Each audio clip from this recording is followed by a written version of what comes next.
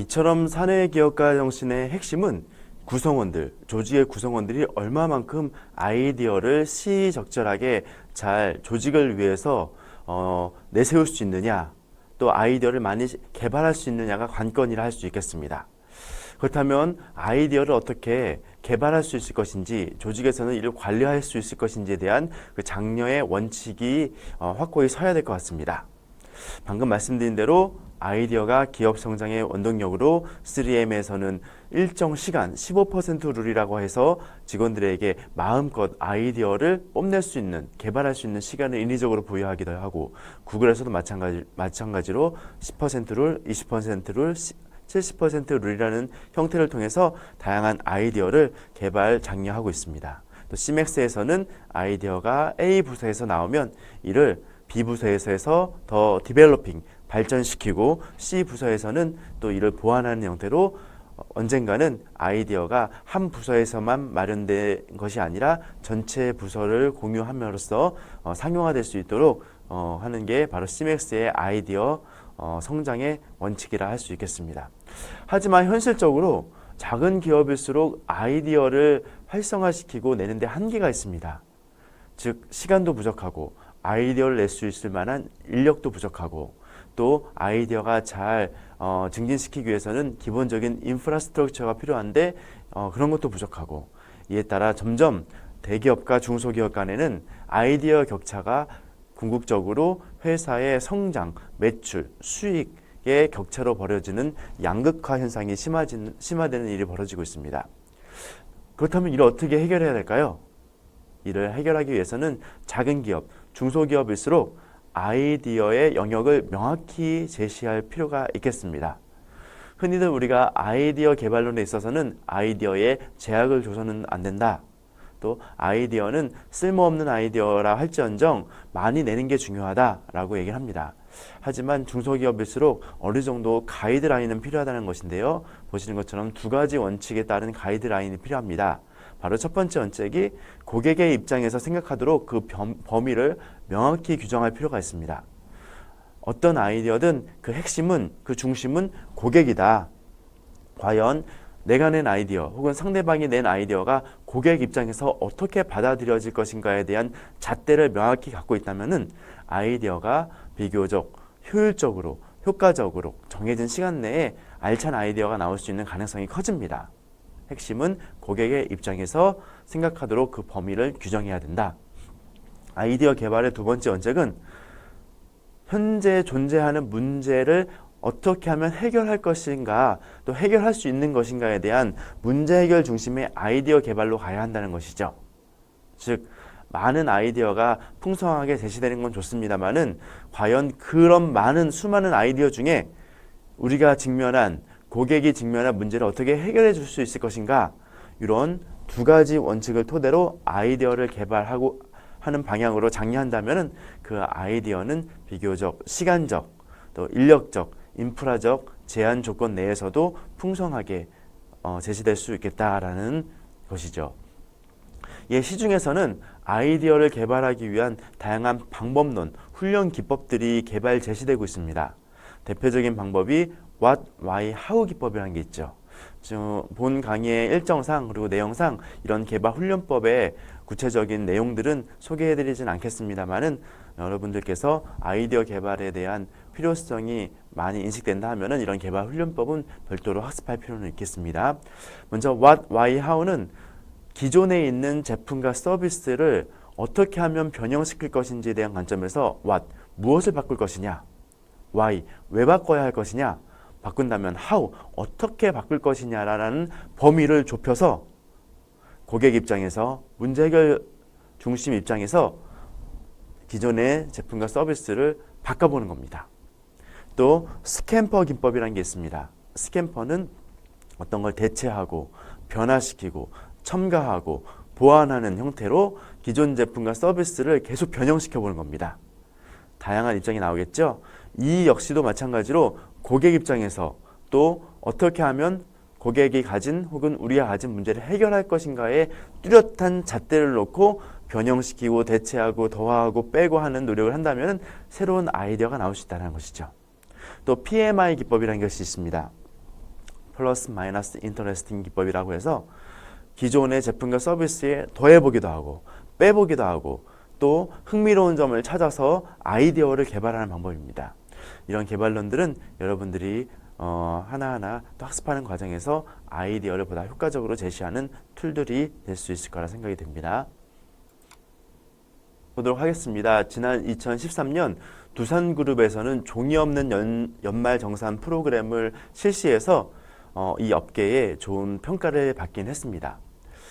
두산그룹은 대기업인지라 26,000명이 이제 매년 연말정산을 해야 되는데 이 타이틀대로 종이 없는 연말정산 프로그램을 통해 10만여 장의 종이 그리고 프린터 토너를 절약했을 뿐만 아니라 연말정산을 하면 매 연말 연초에 그 HR 인사 담당자들이 전 직원의 연말정산 서류를 검토하는데 1인당 약 15분의 2 소요된다고 합니다. 근데 종이 없는 연말정산 프로그램을 통해 6,500시간을 절약하는 효과를 거뒀다고 합니다.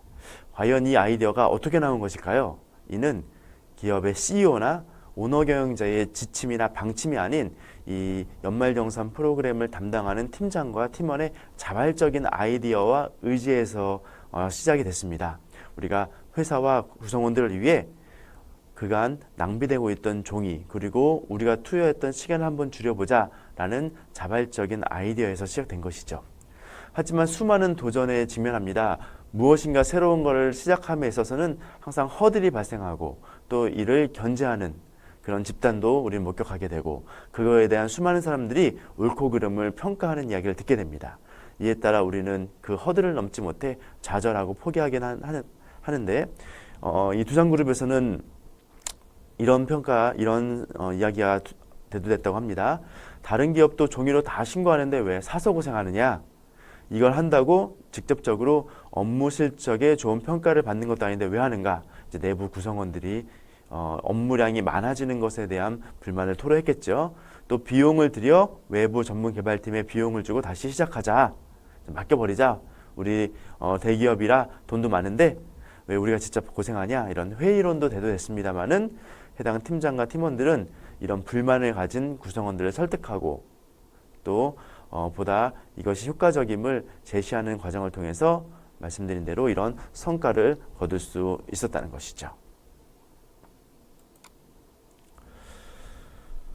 이처럼 조직원들의 아이디어는 회사의 사내 기업가 정신으로 발현돼서 궁극적으로 조직을 성장시킨다는 것은 확고부동한 진리이자 원칙입니다.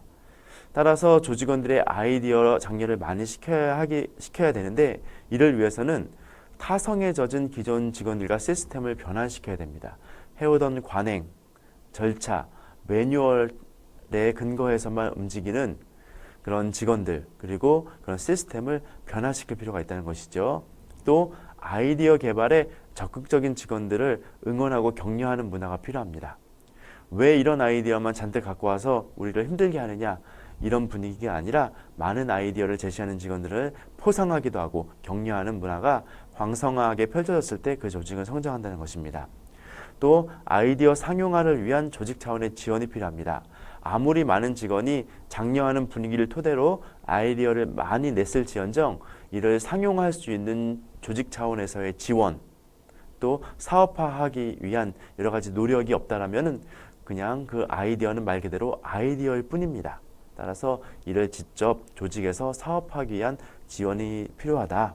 또 포상과 보상을 통한 간접적 경쟁 체제를 도입할 필요가 있겠다라는 것이죠.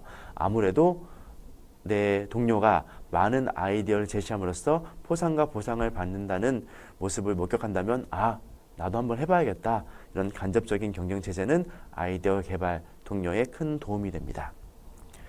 한 기업의 사례를 말씀드리겠습니다. 이 기업의 큰 문제는 조직원들이 오래 버티지 않는다는 것이었어요. 잦은 직원의 이탈이 발생됐고 이를 통해 이탈의 문제뿐만 아니라 업무의 내재와 공유화가 전혀 이루어지지 않는 것입니다. 조금 일을 배워 쓸만하다 할 때쯤 되면 직원들은 다른 곳으로 가버리니까 업무 노하우가 내재와 공유화가 전혀 이루어지지 않는다는 것이죠. 당연히 구성 간 폐쇄적인 커뮤니케이션으로 제품과 서비스의 경쟁력이 하락되는 이런 문제가 목격이 됐습니다. 여러 가지 노력을 했습니다. 교육도 시키고 또 조직 문화도 개선하기 위한 워크숍도 하고 잘 되진 않았습니다. 이 기업에서 한 조치는 바로 이런 것이었습니다. 아이디어 경쟁 시스템을 도입해서 이를 적극 지원하고 상용화한다. 또 발굴된 사례는 매주 1회 전 직원 대상 공유하고 시상하는, 즉 조직 내 아이디어를 활성화하기 위한 노력을 열심히 펼쳤다는 것이죠. 즉 직원들이 이탈하더라도 그간 아이디어를 내재화하고 공유화하는 문화 속에서 이미 한 직원이 가진 아이디어가 많이 전파돼서 제품과 서비스의 경쟁력을 어느 정도 확보할 수 있었다는 것입니다. 또한 많은 아이디어를 가진 직원들을 포상하고 격려하고 지원하고 시상하는 과정을 통해서 보다 조직 업무에 적극적인 그런 직원들이 대접을 받고 좋은 평가를 받는다는 인식을 통해 직원의 이탈률, 이질률도 어느 정도 낮출 수 있다는 것이죠. 이처럼 조직의 아이디어 개발을 위한 장려의 원칙들은 조직 구성원들을 보다 한 조직에 오래 머물러 있게 하고 또 아이디어에 대한 활성화를 통해 조직의 경쟁력이 높여질 수 있겠다라는 것입니다. 하지만 조직에서 아무리 직원들에게 아이디어를 장려하고자 하는 문화를 구축한다고 하더라도 현실적인 문제가 있습니다. 바로 아이디어의 참신성과 상용성이 부족하고 또 잦은 실패가 반복된다는 것이죠. 이런 일이 반복되면 이제 관리자들은 직원들의 아이디어에 대한 개발과 의지, 이를 북돋고자 하는 의지가 하락하게 됩니다. 또 혁신적인 아이디어를 통해 돌파구를 마련하기보다는 해오던 관행, 약간의 개성으로 업무를 진행합니다. 많은 조직에서 주기적으로 새해 전략 혹은 향후 전략을 수립하는데 아이디어가 없다면 그런 제시되는 새로운 전략들은 매년 반복되는 이야기를 일 뿐이겠죠. 하지만 이런 상황이 목격될수록 바로 리더의 역할, 리더의 의지가 중요합니다. 즉 직원들의 아이디어가 비록 참신성과 상용성이 부족하더라도 이를 멈추는 것이 아니라 끊임없이 계속 장려하는 분위기를 이끌 때 수많은 아이디어 중에 하나가 참신하고 하나가 사업할 만한 것을 그 조직을 바꿀 수 있다는 것이죠. 대표적으로 스티브 잡스, 애플의 창업자인 스티브 잡스는 잠깐 애플을 떠나왔던 시절이 있었습니다. 그때 바로 그 유명한 애니메이션 영화 픽사를 창업했는데요. 이 픽사를 창업한 스티브 잡스는 직원들의 아이디어가 무엇보다 중요함을 뿌리 깊이 인식하고 있었습니다. 보시는 이 이미지는 픽사의 로비입니다. 스티브 잡스는 한 인터뷰에서 본인이 자신의 회사의 건물을 디자인하면서 이 로비에 역점을 뒀다라는 얘기를 합니다. 무슨 얘기입니까? 이 로비에서는 많은 직원들이 오고 가면서 자유롭게 회의할 수 있고 대화할 수 있는 그런 공간을 마련한 것입니다. 즉 직원들이 부서 안에서 폐쇄적으로 활동하는 것이 아니라 오고 가는 그런 통로에서조차 자신의 부서의 이야기를 하고 다른 부서의 이야기를 더하고 이를 통해 새로운 아이디어를 개발하는 리더의 의지가 그만큼 중요하다라고 인식했던 것이겠죠. 이처럼 아이디어 개발의 첫걸음은 CEO 리더의 의지에 달려 있습니다. 즉 아이디어의 결과물은 아이디어 창안자의 의지에 비례하고 아이디어 창안자의 의지는 리더의 의지에 비례한다는 것이죠. 따라서 작은 기업일수록 그만큼 리더가 얼마만큼 아이디어를 많이 장려하고 이를 존중해주는 분위기이냐 이를 파악하는 것이 중요하다 할 수 있겠습니다. 또 하나의 사례입니다. A 기업에서의 B 리더의 사례인데요. 그 B 리더는 이제 중간 관리자까지 아주 빠른 시기에 승승장구하면서 승진했습니다. 하지만 총괄 책임자가 된 이후 그 조직은 계속 적자의 늪에 빠졌습니다. 실무선에서 혹은 중간 관리자까지는 아주 고속 승진을 하고 인사고과에서도 좋은 평가를 받았지만 왜 탑 리더, 총괄 책임자가 됐을 때는 그런 자신만의 역량을 발휘하지 못했을까요? 결론부터 말씀드리면 직원들의 아이디어 개발에 소홀했다는 것입니다. 즉, 이 리더가 요구한 인재상은 자신의 관리와 통제를 잘 따르는 인재였습니다. 또 문서를 잘 작성하고 일을 잘 보고하고 또 회사의 규정과 서열을 그 무엇보다 최우선시하는 모습이 많은 직원들 사이에 목격이 됐습니다. 어떻겠습니까?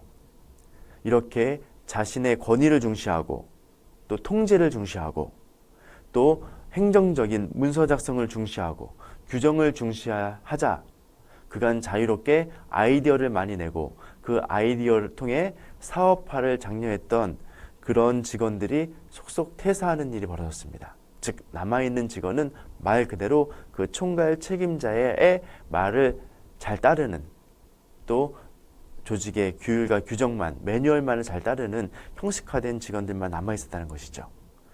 이 결과 회사는 침체의 늪에 빠질 수밖에 없었다는 것입니다. 이 책임자가 물러난 이후 이 조직에서는 새로운 리더가 또 새로운 경영 방침으로 직원들의 아이디어를 북돋는 그런 리더십을 발휘하게 됐습니다. 그 얼마 안 돼 그 조직은 다시 적자의 늪에서 벗어나 수익을 내고 또 아이디어를 많은 가진 직원들이 다시 재입사하기도 하고 또 직원들 사이에서 아이디어를 내서 회사는 회생할 수 있었다라는 이야기를 다시 듣게 됐습니다. 이만큼 직원들의 아이디어가 중요한데요. 그렇다고 사내 규율이 또 회사의 원칙과 규정이 중요하지 않다라는 말씀은 아닙니다. 그 사내 규율은 언제 빛을 발휘하느냐? 직원들의 아이디어를 더 장려시키고 활성화시킬 수 있는 방안으로 적용될 때 그 사내 규율은 보다 존중받고 확고해질 수 있다는 것이죠. 정리를 해보겠습니다. 조직 내 진정한 변화와 혁신을 창출하기 위해서는 모든 이해관계자들이 감동을 받을 수 있는 앙트레프너십, 사내 기업가 정신이 필요합니다. 이를 위한 첫 단계가 직원들의 아이디어 그리고 리더의 역할이라는 것이죠.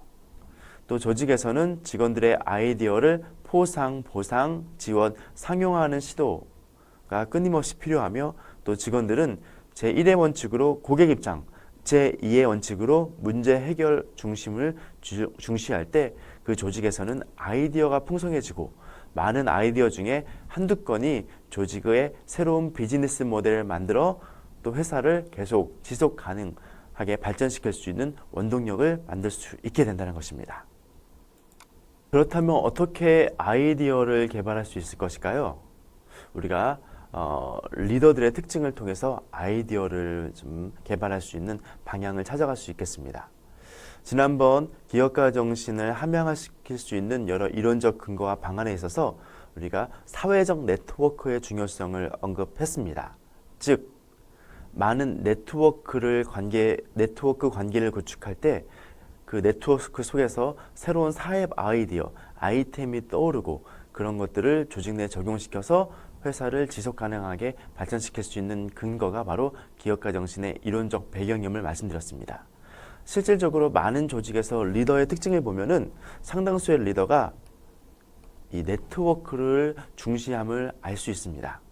즉, SNS에 대한 활용도도 높고 인맥이라고 불리는 인적 네트워크를 잘 관리하는 모습이 바로 공통적으로 리더의 특징이라 할 수 있겠습니다. 그들이 인맥, 즉 사회적 네트워크를 잘 관리하는 방법은 특별하진 않습니다.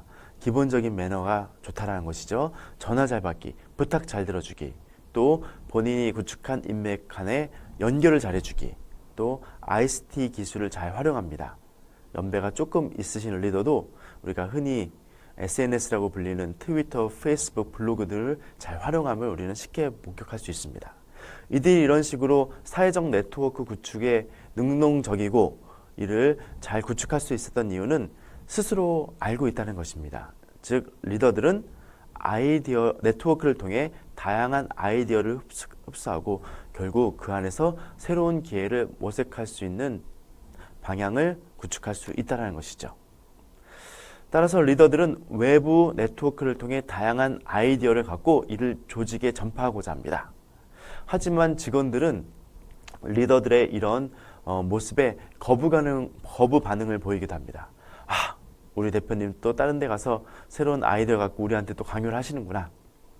즉, 직원들은 왜 네트워크를 구축해야 하는지, 어떻게 해야 하는지, 무엇을 해야 하는지 많은 고민들을 하게 됩니다. 이런 과정이 바로 리더와 직원들 간의 소통의 문제로 이어지게 된다는 것이죠. 리더 입장에서는 이런 풍성한 아이디어로 조직 내 직원들에게 잘 소통하고자 하는데 직원들은 그런 아이디어를 받을 준비를 안 하고 있다는 것이죠. 바로 이게 네트워크 수준의 차이에서 발생되는 문제입니다. 이를 인지하고 직원들의 네트워크에 대한 이해도를 높이기 위해 많은 노력을 하는 대표적인 기업이 구글입니다. 구글 내 대표적인 프로그램으로 테크토크라는 것을 합니다. 구글의 경영진들은 아무래도 사회 활동을 많이 하기 때문에 그간에서 만나는 많은 사람들, 많은 활동 가운데 아이디어를 캐치하기 좋습니다. 하지만 직원들은 아무래도 자신이 머물러 있는 시간의 상당수가 조직 내 사무실 아니기 때문에 외부 구성원들과의 교류를 통한 네트워크를 구축하고 또 아이디어를 쌓는데 한계를 갖게 됩니다. 이를 목격한 구글의 경영진은 직원들에게 어떻게 하면 외부의 아이디어를 많이 흡수해서 자신의 업무를 활성화시킬 수 있을까라는 관점에서 테크토크라는 프로그램을 운영하여 외부 전문가들을 직원들이 있는 공간으로 불러들여 세미나도 개최하고 토론회도 개최하고 강연회 등을 통해서 직원들의 아이디어를 풍성화하는 노력을 하고 있습니다.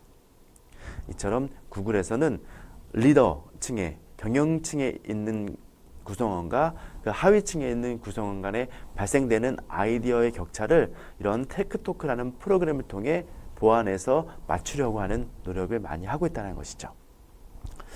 한편 직원들이 아이디어 수용에 거부감을 갖곤 하는데 이를 없애기 위해서는 우선 아이디어 개발을 위한 포상 보상 그리고 조직 차원의 아이디어를 경쟁할 수 있는 문화를 구축할 필요가 있겠습니다. 즉 구성원들은 자신이 아이디어가 없거나 아이디어가 부족하다고 느껴질 경우 경쟁력이 떨어지고 있음을 목격하게 할 때 또 스스로 아이디어 여행을 떠나도록 유도하고자 할 때 그 구성원들 사이에서의 아이디어의 수준은 높아지고 이에 대한 부분은 리더층에 있는 사람들과의 눈높이를 맞춰 소통의 문제를 해결할 수 있는 하나의 조직 문화를 구축하게 된다는 것이죠.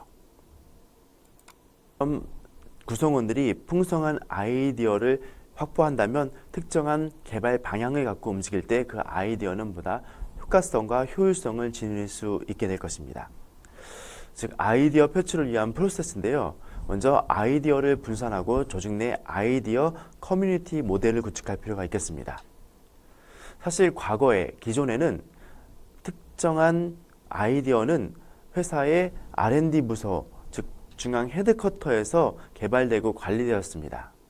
물론 한참 개발기에는 이런 것들이 효과성을 발휘했습니다만은 지금처럼 많은 회사들의 수준이 상향 평준화된 시점에서는 상용화가 실패되는 즉 헤드쿼터, 중앙 부서에서 개발된 아이디어는 실험실이나 그들만의 세계에서 개발된 아이디어로서 상용화가 실패되는 일이 반복됐습니다. 대표적인 경우가 바로 제록스의 PARC, 팔로 알토 리서치 센터라는 곳입니다. 수십 년 전, 20, 30년 전에 제록스의 이 리서치 센터에서는 수많은 아이디어를 표출하는 과정에서 상용화에 성공했습니다마는 최근 들어서 이런 중앙 집권적 중심부에서 개발된 아이디어가 상용화되지 못한 일이 많이 발생합니다. 이에 반해 최근에 불리는 혁신 기업들, 애플, 3M 등은 특정 부서 중심의 아이디어 개발이 아닌 전사적인 차원에서 아이디어 프로세스 시스템을 구축합니다. 말씀드린 대로 혁신 기업일수록 직원들 모두에게 아이디어 개발 시간을 부여하고 개발된 아이디어를 사업화하고자 하는 많은 노력을 한다는 것이죠. 즉 그만큼 아이디어 개발은 이제는 소수의 부서라든지 중앙 집권적 실행보다는 전사적으로 펼쳐놓고 그 중에 좋은 아이디어를 중앙에서는 캐치할 수 있는 그런 노력이 필요하다는 것입니다. 이는 자연스럽게 조직의 위계 질서 구축에도 연결이 됩니다. 과거에 혹은 전통적인 기업의 위계 질서는 연공 서열이나 성과 중심으로 위계 질서 하이라키를 구축했는데 글로벌 기업일수록 그 위계 질서는 성과나 연공 서열보다는 아이디어 중심으로 간다는 것이죠. 즉 아이디어를 많이 낸 사람, 아이디어를 많이 낸 부서를 보다 윗선에 더 올리기도 하고 그들에게 자율권을 부여하고 또 사업상의 권한을 부여함으로써 아이디어를 많이 갖춘 기업들이, 부서들이 보다 대접을 받는 아이디어 위계 질서를 구축하는 모습을 우리는 목격할 수 있게 됩니다. 또 아이디어 개발 방향은 방금 전에도 말씀드렸습니다만은 무엇보다 고객 지향적으로 구축이 돼야 된다라는 것이죠. 직원들의 업무 초점을 고객의 눈높이에 맞추고 또 고객과의 접점에서 일하는 직원들의 목소리를 적극 반영해야 된다는 것입니다. 대표적인 사례가 얼마 전 아마존에서 인수한 자포스입니다. 자포스는 여성들 가방이나 신발을 판매하는 온라인 상거래 사이트로 시작을 했습니다. 이 자포스는 단순하게 그런 물건, 제품을 판매하는 것이 아니라 아주 특이한 조직 문화가 있었는데 바로 콜센터 상담원에게 수많은 권한을 부여했다는 것이죠. 예를 들어 특정 제품이 이 자포스에 요청이 들어왔을 때 본인들이 소유하고 있지 않다면은 자포스 콜센터의 직원은 경쟁 업체의 사이트를 본인이 직접 찾아서 고객과 연결해주는 그런 자율성을 부여하고 있기도 합니다. 또 본인이 관리하는 본인이 관리하는 고객들이 특정한 기념일을 맞이했다면 자포스 직원은 임의로 선물이나 꽃다발을 보내줄 수 있는 그런 권한을 갖고 있기도 합니다. 이처럼 아이디어 개발은 현장에서 고객과 접점해 있는 직원들의 목소리를 적극적으로 반영하여 고객 지향적 아이디어를 구축하고 있다는 것입니다. 또한 ICT 기반의 시대적 흐름과 새로운 세대에 대한 이해 역시 아이디어 개발에 중요한 영향과 방향을 수립하는 데 도움이 됩니다.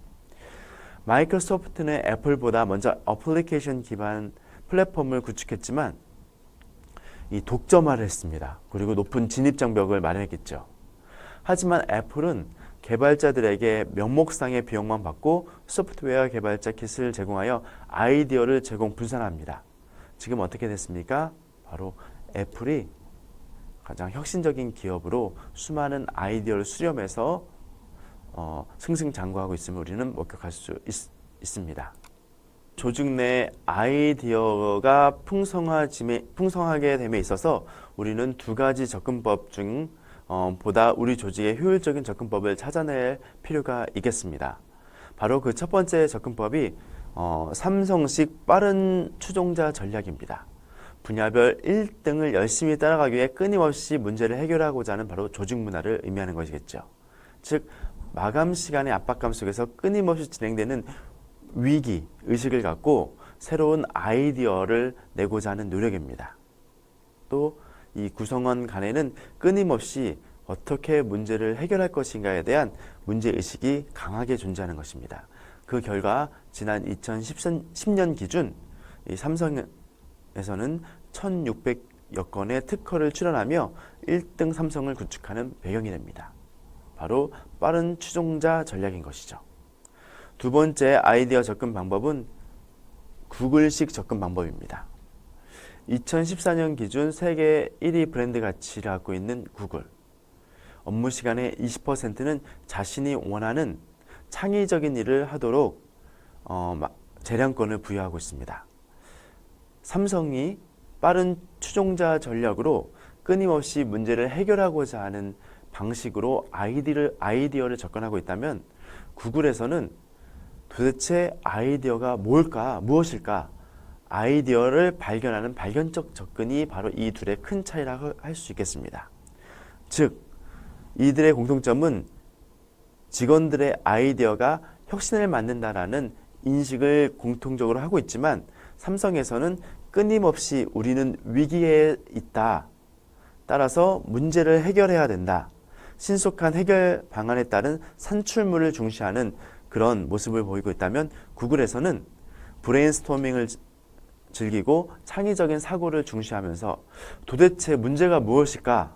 문제를 발견하는 접근, 그리고 이를 통해 경험을 공유하고 또 창의적으로 해결할 수 있는 아이디어를 조직 내에 끊임없이 토론하는 그런 문화를 갖추고 있다는 것입니다. 여기서 말씀드리고자 하는 것은 삼성이 낫고 구글이 더 낫다, 이런 상대적인 가치평가, 비교를 말씀드리고자 하는 것은 아닙니다. 어떤 접근법을 취할 것인지에 대한 부분은 그 회사에 갖고 있는 환경, 또 회사의 문화에 따라서 접근법을 달리할 필요는 있겠죠. 하지만 중요한 것은 직원들의 아이디어가 혁신을 만들고 빠른 추종자 전략으로 1등을 따라가게 한 아이디어를 만들 것인지, 혹은 어떻게 하면 아이디어를 발견해서 이를 사업할 것인지 자신만의 고유한 방법을 개발하는 것이라 할 수 있겠습니다. 한편 아이디어 개발을 위한 사내 환경 구축도 굉장히 중요하다 할 수 있겠습니다. 말씀드린 대로 시맥스에서는 아이디어 핑퐁 게임이란 시프트를 통해 A 부서에서 아이디어를 던지면 B 부서에서는 이를 보완할 수 있는 추가적인 아이디어를 개발하고, 이를 또 C 부서에 던지면 더 나은 아이디어로 상용화될 수 있도록 하는 시프트 프로그램이 있습니다. 바로 산하 환경 구축이 잘 돼 있다는 것이죠. 이를 위해서는 우선 아이디어 제한 장벽을 낮출 필요가 있겠습니다. 즉, 특정 부서만이 아이디어를 내는다라는 것이 아니라 비아이디어 개발 부서에서도 끊임없이 아이디어를 낼 수 있음을 상호 인지하고 그 벽을 낮추고, 또 사내 인트라넷을 통해서 끊임없이 이를 공유할 때 아이디어는 풍성화될 수 있겠다는 것이죠. 또 사내 아이디어 게시판을 활용할 수 있고, 이런 아이디어 개발 노력이 일회성 이벤트가 아닌 주기성을 지닌 문화로 구축되어야 된다는 것입니다. 또 아이디어를 조직 내에서 장려하다 보면은 특정인이나 특정 부서에 의해서 소수화가 되는 그런 모습을 간혹 목격하게 됩니다. 하지만 이런 소수화에 대한 노력을 조직 차원에서 방지하고, 그렇다고 아이디어를 많이 내는 부서 혹은 개인에 대한 제재를 가하라는 말씀은 아닙니다. 오히려 많은 아이디어를 낸 부서, 많은 아이디어를 공유한 개인을 격려하면서 이를 또 공유하고 확산시키면서 그렇지 못한 부서와 개인들도 아이디어를 많이 장려하기 위한 노력을 펼칠 필요가 있다는 것이죠. 또 물질적인 보상을 넘어 아이디어 개발 환경, 권한을 부여해야 한다는 것입니다. 물질적인 보상을 하면 당장에는 보상을 받고 포상을 받기 때문에 좋을지언정 이는 일회성 이벤트로 인식하게 되는 경우가 많습니다. 즉, 아이디어에 대한 보상을 넘어 특정 아이디어가 사업화될 수 있도록 권한을 부여함으로써 성취감을 맛보게 할 때 그 아이디어는 사내 문화적으로, 환경적으로 구축할 수 있게 되는 것이죠. 앨런 로빈스 매사추세츠 대학교 교수의 연구 결과입니다. 연간 전 세계 기업 생산성의 향상률이 2%인 반면에 아이디어 주도 기업의 생산성 향상률은 12에서 17%가 넘는다는 것이죠. 어떻겠습니까? 조직에서는 아이디어가 핵심이고 그 아이디어를 궁극적으로 불러일으키는 힘이 사내 기업가 정신이라는 것이겠죠. 이처럼 사내 아이디어를 활성화를 통해 사내 기업가 정신을 정착시켜야 되는데, 이에도 일정한 요소들이 적용된다 할 수 있겠습니다. 먼저 훈련과 이해입니다. 사내 기업가 정신을 기업 차원뿐만 아니라 개인까지 성장시키는 정신이자 활동으로 이해하는 노력이 필요하다는 것이죠. 또 많은 연구 결과 기업가 정신 지수가 높은 직장인은 다른 사람들보다 업무에 대한 만족도가 높고 스트레스가 덜 받게 됨을 우리는 인지할 필요가 있겠습니다.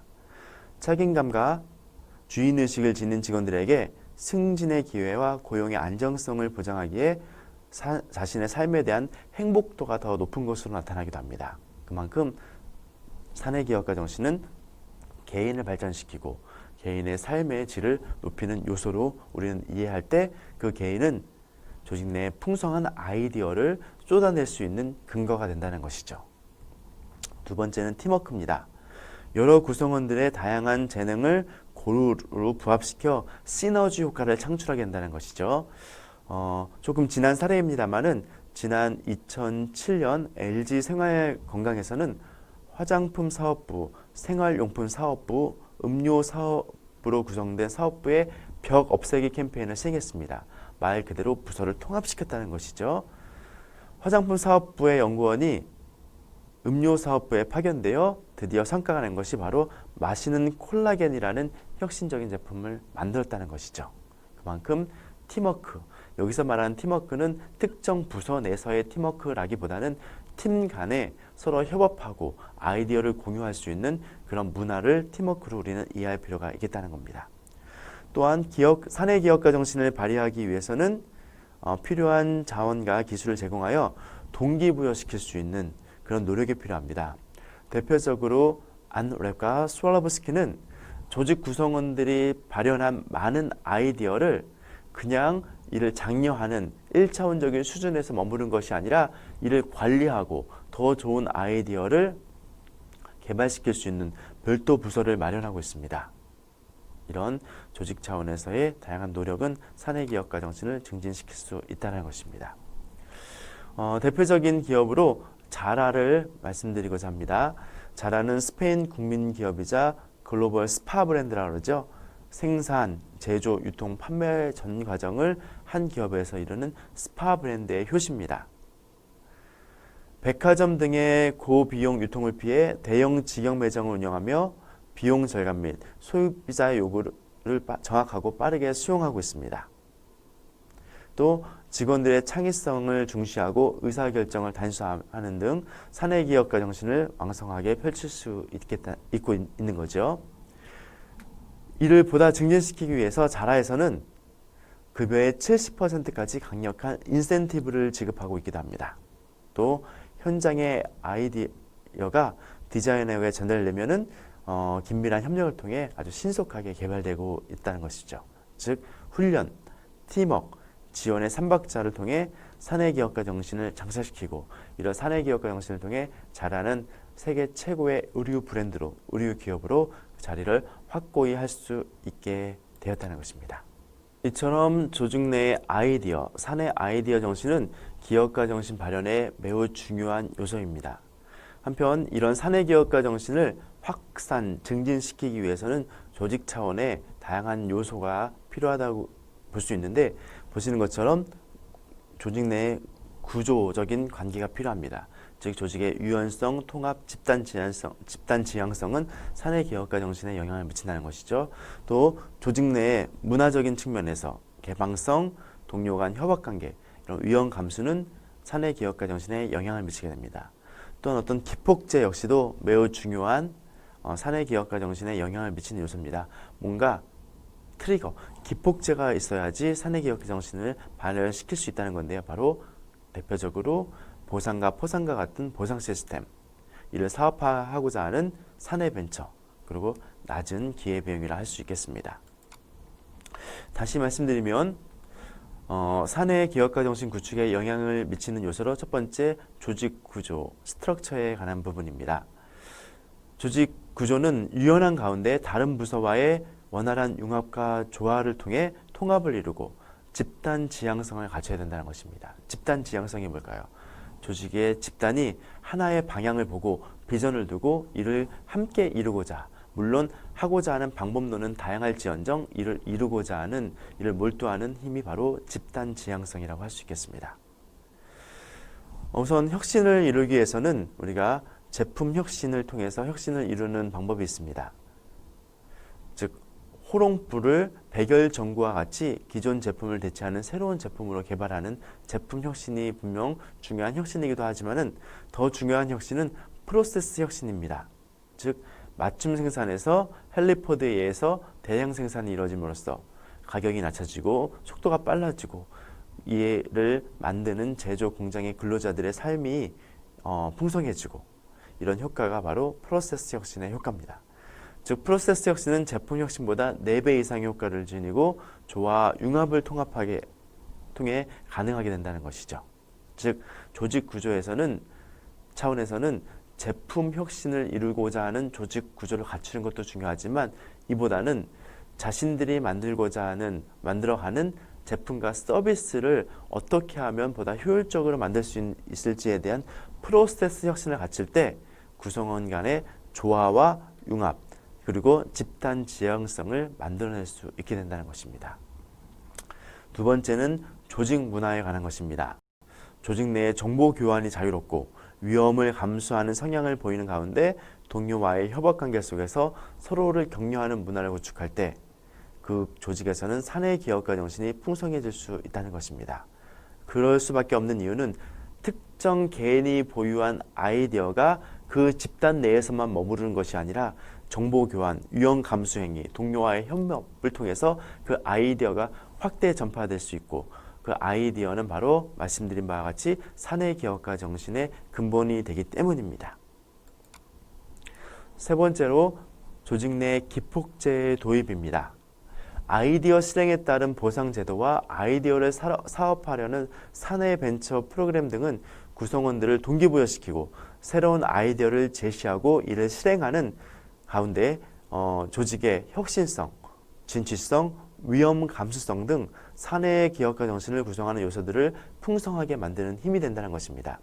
즉 아이디어가 구성원들 간에 자연스럽게 나오겠거니 기다리는 것보다는 뭔가를 기폭제를 투입하여 직원들이 아이디어를 내고 보상받게 되고 또 보상이라는 일회성 이벤트를 넘어서기 위해서는 이를 사업할 수 있는 권한을 부여하고 이런 활동들이 바로 사내 기업가 정신 구축에 큰 영향을 미치게 된다는 것이죠. 이런 사내 기업가 정신을 구현하는 중요한 툴로 우리는 린 스타트업에 대한 학습이 필요합니다. 먼저 린 스타트업을 설명드리기 전에 우리 애플의 스티브 잡스는 인문학을 강조하면서 애플은 사람과 기술의 교차점에 있는 제품을 만들어야 함을 강조하기도 했습니다. 또 미래학자 롤프 한센은 정보화 사회 다음으로 감성이 지배하는 이모셔널 소사이어티가 도래할 것이다 라고 얘기를 했습니다. 지금 우리 주변 환경을 보십시오. 스마트폰이 나온 이후에 스마트폰을 통해서만 인터넷을 하는 것이 아니라 모든 사물에서 인터넷을 할 수 있는 IoT 시대가 도래하고 있습니다. 또 페이스북, 구글, 테슬라 같은 세계적인 기업들의 문화는 구성원들의 상상력, 창의력을 독려하면서 발전시켰습니다. 또 CEO 혼자의 제왕적 리더십보다는 구성원 모두의 창의성을 중심으로 사내 기업가 정신이 기업 성장의 원동력이 되고 있습니다. 무슨 얘기입니까? 이런 사회적인 분위기를 전반적으로 훑어봤을 때 이제 성장하는 조직은 직원들의 창의성을 드높이고 이를 사업화하는 그런 기업임을 우리는 알 수 있습니다. 이런 맥락에서 우리는 비즈니스 모델을 앞전에서 공부를 하기도 했습니다. 또 하나의 툴이 바로 린 스타트업이라는 것이죠. 그렇다면 지금부터 린 스타트업이 어떤 것인지 한번 알아보도록 하겠습니다. 린 스타트업은 미국의 벤처 기술 책임자였던 에릭 리스가 처음 개발합니다. 우리가 린 경영을 과거 8, 90년대 많이 학습하기도 했었는데요. 린이 뭡니까? 아주 얇다, 가늘다 그런 의미죠. 우선 린 경영은 생산, 유통, 마케팅 등 여러 기업의 활동에 불필요한 요인을 제거하고 낭비를 최소화하여 최대한의 효율을 내는 경영 기법을 말합니다. 이런 린 경영을 이 에릭 리스는 재해석해서 기업에 적용한 경영 전략이라 할 수 있겠습니다. 이 린 스타트업의 기조는 이겁니다. 처음부터 세상을 놀라게 할 명품을 만들 생각은 교만에 불과하다. 이 얘기는 다른 의미로 수많은 시행착오가 반복됐을 때 그 중에 언젠가 하나 핵심이 되는 좋은 제품이 나올 수 있다라는 얘기로 우리는 해석할 수 있게 됩니다. 승산이 있는 새로운 아이디어가 나오면 조금은 어설프더라도 이 아이디어를 테스트할 수 있는 최소한의 제품을 빠르게 만들어 출시하고자 함이 바로 에릭 리스가 강조한 린 스타트업입니다. 이 프로세스 안에는 MVP, Minimum Viable Product라는 어설픈 제품이 출시되면 빠르게 고객의 반응을 살피고 잘못됐을 경우 재빠르게 피보트, 방향을 전환하여 완성도를 높이고자 하는 것이 핵심입니다. 보시는 화면의 그 그림이 린 스타트업의 프로세스입니다. 우선은 세상을 놀라게 할 명품을 제시하는 것보다 구성원들의 지금까지 계속 강조해드렸던 구성원들의 아이디어를 모아서 그 중에 사업이 될 만한 아이디어를 바로 제품화, 상용화하고 출시시키자. 그리고 처음부터 고객을 모두 만족시킬 수 있는 제품을 개발하고자 함이 아니니 빠르게 고객들의 반응을 측정하자. 그리고 이를 데이터화하여 제품의 의도와 고객의 반응이 맞지 않는다면 이를 학습한 결과를 피보트, 방향을 전환하여 새로운 아이디어를 토대로 새롭게 제품을 만들고 이런 사이클이 몇 번 반복되면 세상을 놀라게 할 만한 혁신적인 제품이 나올 수 있다는 것이 바로 린 스타트업의 핵심 개념입니다. 어찌됐든 간에 이 린 스타트업에서도 지금껏 계속 강조한 직원들의 아이디어, 창의성이 핵심 개념입니다. 이것이 없다면 이 린 스타트업의 프로세스는 발현될 수 없다는 것이죠. 따라서 린 스타트업 사내 기업가 정신의 핵심은 우리 바로 구성원들의 아이디어임을 우리는 인정할 필요가 있겠습니다. 이 린 스타트업의 핵심 사례로 여러 기업들, 지금 이미 이름만 들어보면 알만한 기업들은 이미 린 스타트업을 통해서 성공적인 제품을 거두기도 했습니다. 우리가 애플의 아이폰이 바로 애플에서 처음 출시한 스마트폰으로 인지하는 경우가 많은데 바로 락커라는 제품을 세상에 내놓았습니다. 최초의 스마트폰이라고 볼 수도 있는데 용량이 제한되어 있고 속도가 느려 실패를 거뒀죠. 애플에서는 이 락커를 보완해서 아이폰을 만들 수 있었던 것입니다. 세계적인 온라인 결제 기업 페이팔, 처음에는 PDA 등의 정보를 안전하게 저장할 수 있는 보안 소프트웨어를 개발했다가 실패한 후에 온라인상으로 돈을 안전하게 저장하고 전송하는 새로운 아이디어의 가능성을 발전시켜 이 페이팔이 창업이 된 것이죠. 처음에는 보안 소프트웨어였다는 점, 그리고 방향을 선회해서 세상을 놀랄 만하게 했던 페이팔이 이렇게 나올 수 있었다는 것입니다. 트위터 많이들 사용하셨죠? 트위터 역시 지금의 비즈니스 모델이 아니라 팟캐스팅 서비스를 제시했는데 실패 후 이를 보완하여 등장한 것이 트위터라는 것이죠.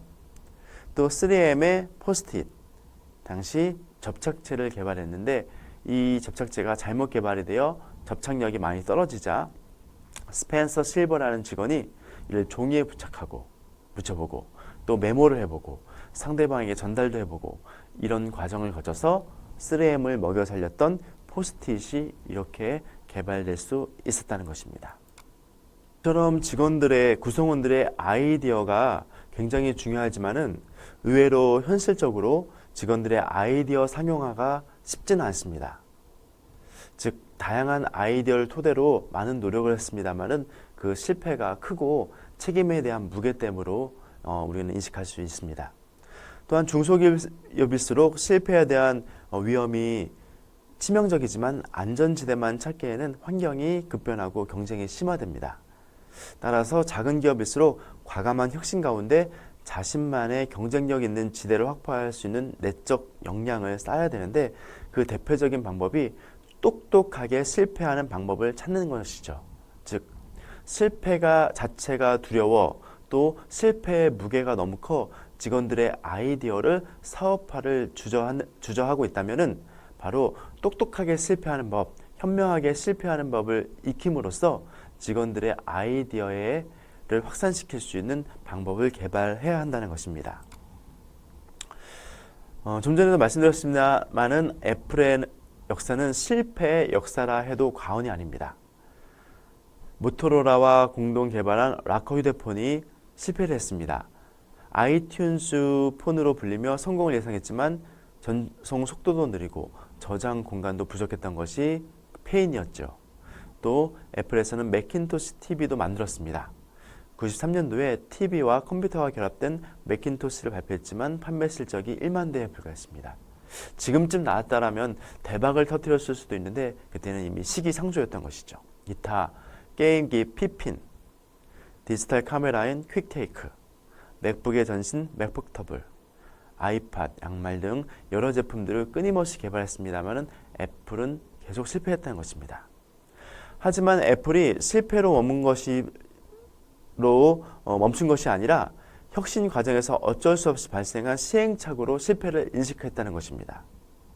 이에 신규 기술 개발에 박차를 가해 현재 아이폰을 출시할 수 있었다는 것이죠.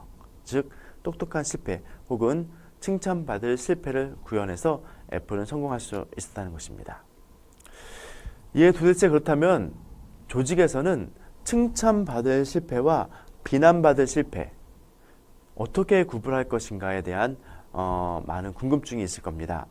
이에 지난 2011년도 하버드 비즈니스 리뷰에서는 보시는 표와 같이 칭찬받을 실패와 비난받을 실패를 구분하여 제시하고 있습니다.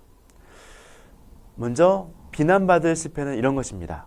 이미 정해진 프로세스와 관행이 있는데 이를 다 어기고 자기 맘대로 하는 행위, 또 실수나 부주의로 그 스펙에서 벗어난 행위, 업무를 해낼 기술이 없고 훈련도 받지 못한 상태에서 무작정 도전하는 행위는 우리가 비난받을 실패로 치부해야 한다는 것입니다.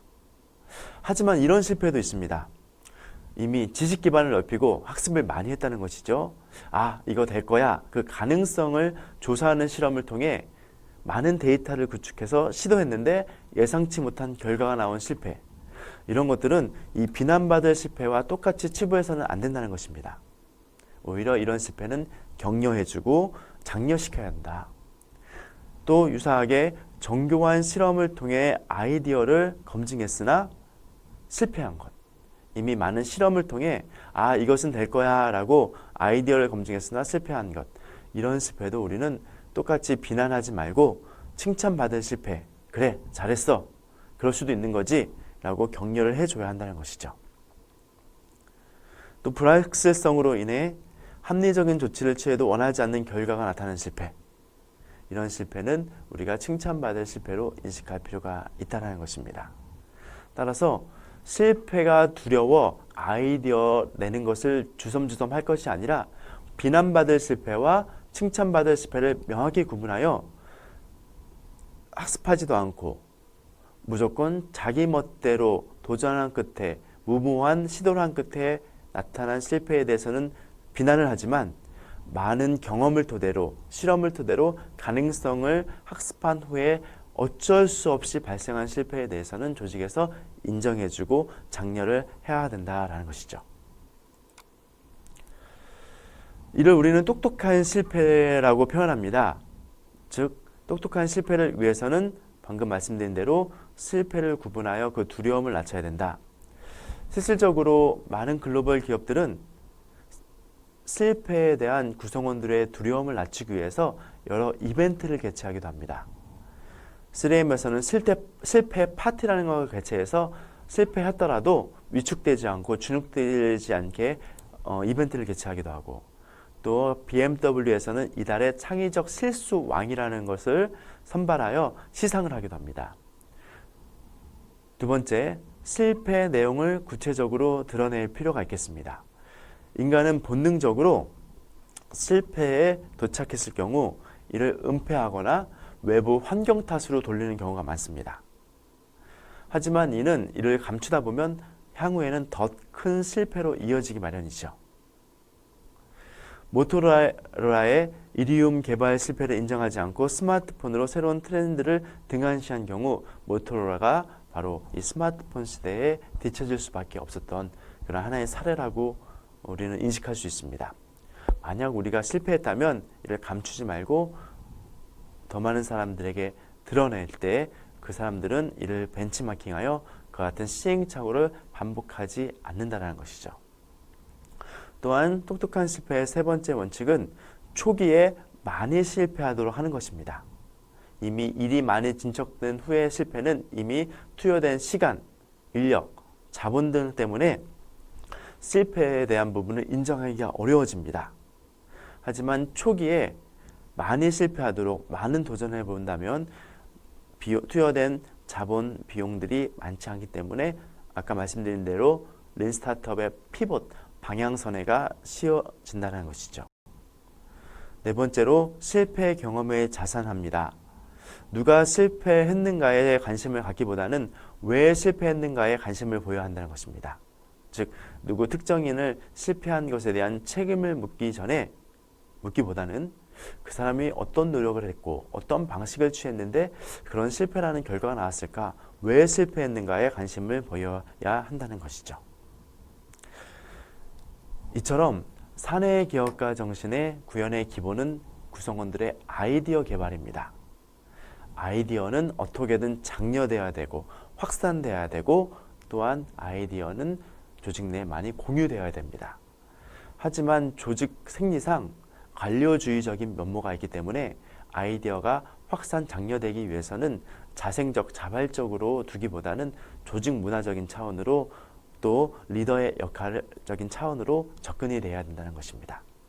이렇게 조직 문화 차원에서 아이디어에 대한 보상, 포상 그리고 이를 상용화할 수 있는 근거가 마련되고 리더 역시 직원들의 아이디어를 끊임없이 제시될 수 있도록 장려되는 리더십을 보유할 때 그 조직에서는 풍성한 아이디어가 나오고 또한 수많은 아이디어 가운데 실패를 제외한 핵심적인 아이디어를 뽑아내서 그 아이디어가 상용화를 되고 또 앞전에서 말씀드렸다시피 기업이든 기업의 제품이든 프로덕트 라이프 사이클 곡선에 따라 쇠퇴하기 마련인데 새로운 아이디어를 토대로 한 혁신적인 기업의 성장 커브가 형성되는 힘, 이것이 바로 사내 기업가 정신의 핵심 내용이라 할 수 있겠습니다.